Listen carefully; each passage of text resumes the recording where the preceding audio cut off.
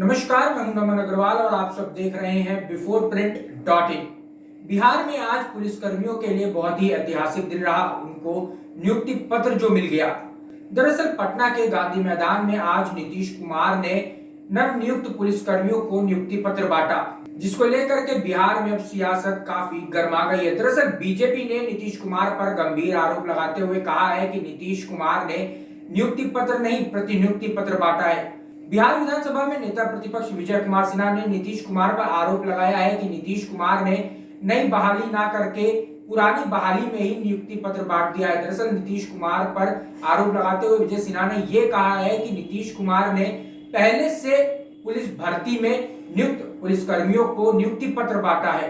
विजय कुमार सिन्हा ने नीतीश कुमार से सवाल करते हुए कहा है कि नीतीश कुमार ये बताए कि बिहार में पुलिस भर्ती की नोटिफिकेशन कब जारी हुई। ना तो कोई नोटिफिकेशन जारी हुआ, ना ही कोई इंटरव्यू हुआ, तो भला किस आधार पर नीतीश कुमार नियुक्ति पत्र बांट रहे हैं। इतना ही नहीं, विजय कुमार सिन्हा ने यह भी कहा कि पुलिस कर्मियों का ना तो एग्जाम लिया गया, ना ही कोई नोटिफिकेशन जारी करके ये बताया गया कि पुलिस कर्मियों की भर्ती हो रही, तो नीतीश कुमार कैसे नियुक्ति पत्र बांट सकते हैं। इतना ही नहीं, विजय कुमार सिन्हा ने यह भी कहा है कि नीतीश कुमार जनता की आंखों में धूल झोंक कर झूठा ढोंग रचा रहे हैं कि उन्होंने बिहार में नई बहाली करी है। इसको लेकर के और क्या क्या कुछ कह रहे हैं विजय कुमार सिन्हा, वो सुनिए। अपनी राष्ट्रवादी विचारधारा के तहत सत्ता के लिए झूठ और फरेब की खेती नहीं करती है, लेकिन बिहार के अंदर जो झूठ और फरेब की खेती शुरू हुई है, तो प्रतिपक्ष के नाते उसका प्रतिवाद करना आवश्यक है। ये लगातार कुछ दिनों से नियुक्ति की प्रक्रिया का ढोल बजाया जा रहा है। आज भी 10,000 लोगों की नियुक्ति की बड़े धूमधाम से ढोल बजा रहे हैं। ये नियुक्ति नहीं, ये प्रतिनियुक्ति है। और प्रतिनियुक्ति इसलिए है कि जब से महागठबंधन की सरकार बनी, न इसका विज्ञापन निकला, न आवेदन लिया गया, न इंटरव्यू हुआ, न एग्जामिनेशन हुआ, फिर डायरेक्ट नियुक्ति पत्र का वितरण कैसे हुआ। आज मैं बता दूं आपको कि सारा डिटेल वेबसाइट पर उपलब्ध है कि ये कब शुरू हुआ है।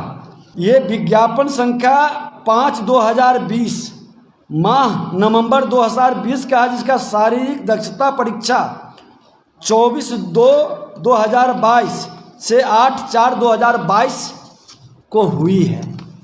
जबकि ये बहाली प्रक्रिया एनडीए सरकार में पूर्ण हो गई है, तो महागठबंधन वाली सरकार अपना झूठ और फरेब की खेती करते हुए अपनी झूठा पीठ क्यों थपथपा रही है। यहाँ तक कि सभी अभ्यर्थी अपना योगदान और ड्यूटी भी कर रहे हैं। डीआईजी और एसपी ने पिछले महीने ही इनको नियुक्ति पत्र बांट चुका है, जिसका आपको एक उदाहरण और फोटो भी मैं दिखा दूँ। ये देखें, डीआईजी सहरसा शिवदीप लांडे ने नियुक्ति पत्र बांटे थे अपने कार्यालय में, और फिर उन लोगों का यहाँ नियुक्ति पत्र बांटा जा रहा है। ये नियुक्ति घोटाला का एक नया सृजन और श्री गणेश है। इसी तरह से इसी कड़ी में विज्ञापन संख्या 3/2020 के माध्यम से पुलिस अवर निरीक्षक एवं प्राचार अवर निरीक्षक परिचारी का प्रारंभिक मुख्य एवं शारीरिक दक्षता परीक्षा के उपरांत 14/7/2022 को परिणाम भी प्रकाशित कर दिया गया था। वे भी भाजपा की सरकार के कार्यकाल में हुआ है।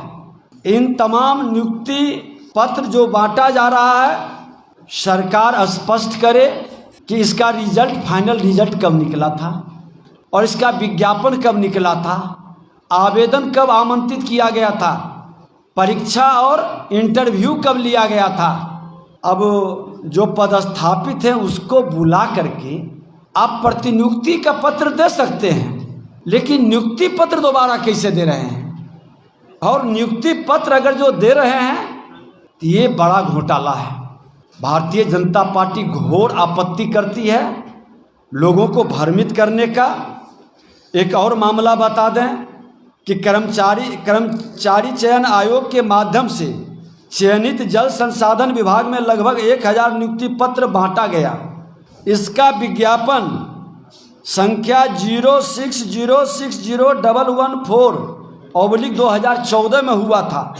एवं 2016 में इसी भर्ती के लिए पुनः आवेदन लिया गया।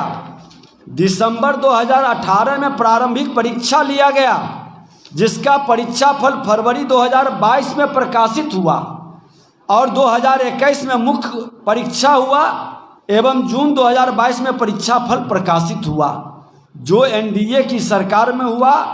आज आप उन युवाओं को नियुक्ति पत्र बांट रहे हैं। क्या यही नए रोजगार देने का वादा पूरा कर रहे हैं? लोगों को वर्गला रहे हैं? माननीय मुख्यमंत्री जी, चालक बनिए, चालाक नहीं। आपकी चालाकी से बिहार के अंदर एक बड़ा एक्सीडेंट होने की संभावना बन गई है और एक बड़ा घोटाला का सृजन करता मत बनिए, क्योंकि जो बहाली हो चुकी है, जो विज्ञापन निकल कर प्रक्रिया पूरा हो गया, उस प्रक्रिया को दोबारा आप एक भ्रम की वातावरण बना रहे हैं। फिर है कि नौजवानों को रोजगार के प्रति आपकी सरकार की सजगता 4 नवंबर को पटना के गर्दनी बाग में हजारों की संख्या में शिक्षक बहाली को लेकर अनिश्चितकालीन हड़ताल पर बैठा है। धरना प्रदर्शन भी किया था। सदन के अंदर जब आसन पर हम बैठे थे तो हमने कहा भी था कि माननीय मुख्यमंत्री जी, नियोजित शिक्षक हमारा भविष्य को बनाता है। शिक्षा, सुरक्षा और स्वास्थ्य, सिंचाई, ये तमाम विभाग को गंभीरता से लेना चाहिए और इसमें जो आप नियोजन पर रखे हैं आप उसको गंभीरता से लें। पूरी दक्षता के साथ, पूरे मनोयोग के साथ शिक्षक हमारे शैक्षणिक वातावरण को मजबूती प्रदान करे। भूखे पेट वो ज्ञान प्रदान नहीं कर सकता। कई बार उन लोगों का आंदोलन हुआ। आपके युवराज, जिसको बिहार में आप युवराज घोषित किए हैं, उप मुख्यमंत्री जी, यही वादा अपने चुनावी एजेंडा में किए थे। पहले तो 4.5 लाख के लगभग नियोजित शिक्षक हैं, आप उसको परमानेंट क्यों नहीं कर रहे? जो हमारा बेसिक शिक्षा प्रणाली को कहीं न कहीं चरमरा रहा है, दम तोड़ रहा है, आप उसको फैसिलिटी देके प्रशिक्षित कर करके उसकी दक्षता के माध्यम से मेरे शैक्षणिक वातावरण को मजबूती प्रदान करिए। संविदा कर्मी लगभग 5 लाख अलग अलग विभाग में है और ये संविदा कर्मी का खेल, मुख्यमंत्री जी जब हम मंत्री थे तो कैबिनेट में आपने, जब हमने चर्चा किया था श्रम संसाधन विभाग के अंदर, ITI के अंदर बहाली में संविदा कर्मी को हमने रोक दिया था फाइल कि संविदा कर्मी पर नहीं करेंगे, अस्थाई बहाली करेंगे, वो विभाग का एसेट होगा। ये संविदा कर्मी के पीछे का एक बड़ा खेल होता है और इसमें भ्रष्ट ऑफिसर्स का बहुत बड़ा डीलिंग होता है अंदर खाने। और ये खेल बिहार के अंदर, बिहार के विभाग को कमजोर करने का एक बड़ा सुनियोजित षड्यंत्र था।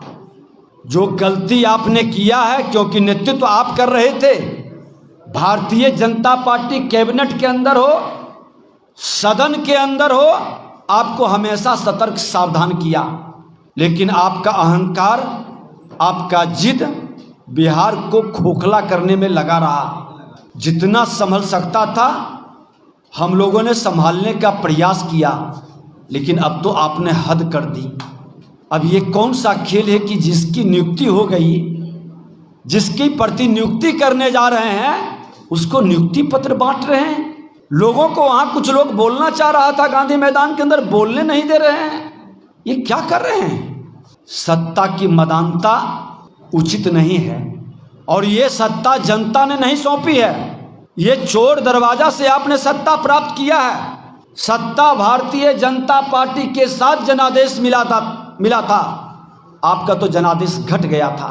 फिर भी बिहार की अराजकता को रोकने के लिए भारतीय जनता पार्टी ने चाणक्य की भूमिका निभाते हुए चंद्रगुप्त बनाया था कि कहीं भ्रष्टाचारियों के साथ ही गलबहियां न कर दें। लेकिन आप अपने स्वभाव और नेचर के अनुकूल परिवारवाद और भ्रष्टाचारवाद की गोद में बैठकर अब बहुत बड़ा फरेब करने जा रहे हैं। ये लड़ाई सड़क से सदन तक होगी और हर हफ्ते किसी न किसी विभाग के संदर्भ में पूरी सजगता के साथ प्रतिपक्ष बिहार की जनता को अवगत कराएगा कि ये बहाली नहीं कर रहे हैं। बहाली करना है, आप नया विज्ञापन निकालिए। आज शिक्षा विभाग के अंदर, स्वास्थ्य विभाग के अंदर हमारे माननीय मंत्री थे, उन लोगों ने जानकारी दिए हैं कि लाखों में बहाली के लिए प्रक्रिया शुरू कर दिए थे। आप उसको निकाल के करवाइए तो लोग को लगेगा कि कुछ कदम बढ़ा, लेकिन आप नहीं करेंगे क्योंकि नियोजित शिक्षक को अस्थायी करने के लिए आप कहते हैं कि हमारे पास खजाना में पैसा नहीं है, दरमाहा देने के लिए पैसा नहीं है, तनख्वाह नहीं दे पा रहे हैं समय पर, और लोगों को क्यों फरेब में डाल रहे हैं, क्यों बरगला रहे हैं। ये कतई उचित नहीं है। और आपके इस फरेब, ये झूठा इस तरह की व्यवस्था से प्रशासनिक अराजकता फैल रही है। प्रशासन के लोग दबे जुबान आपके इस घटना से कहीं न कहीं अनुशासनहीनता लाने में भी वो मददगार बन रहे हैं, और उसका परिणाम प्रशासनिक अराजकता फैलना, विश्वसनीयता जनता के बीच सरकार का, प्रशासन का घटना, और इससे बिहार हंसी का पात्र देश के अंदर बन रहा है। ये आप बंद करिए। प्रतिनियुक्ति को नियुक्ति कहना बंद करिए। आप नई बहाली कीजिए। पहले तो जिसको संविदा कर्मी को रखे हुए हैं उसका स्थायीकरण कीजिए, नियोजित शिक्षक को उसका स्थायीकरण कीजिए, और जहां वैकेंसी खाली है नए विज्ञापन निकाल करके आप बहाली करिए। और नहीं करते हैं तो ये मामला सड़क से सदन तक जाएगी, और आपके फरेब और झूठ को जनता के बीच जाकर हम लोग उजागर भी करेंगे। इसकी भी कॉपी जो इरिगेशन में 1000 का हुआ है वो भी सब है, सबका डिटेल है कि कब निकला विज्ञापन, कब हुआ। ये सारे मामला को लेके मैं गवर्नर से विधायक दल का एक टीम मिलेगा भी, और इसको कानूनी प्रक्रिया को समझकर हम लोग निश्चित तौर पर इस मामला को गंभीरता से लेंगे। और हमारे बहुत सारे चीज़ आज बहुत सारे चीज़ देखिए, आज विषय इसी का है क्योंकि आज अपराध की भी बहुत सारी घटनाएं घट रही है। कल हम लोग फिर आ जा रहे हैं, हर दिन तो उस मामला को अलग से फिर करेंगे, आज इसी पर। अगर आपको हमारा वीडियो पसंद आया हो तो इसे लाइक करें, सब्सक्राइब करें और साथ ही बेल आइकन दबाना ना भूलें।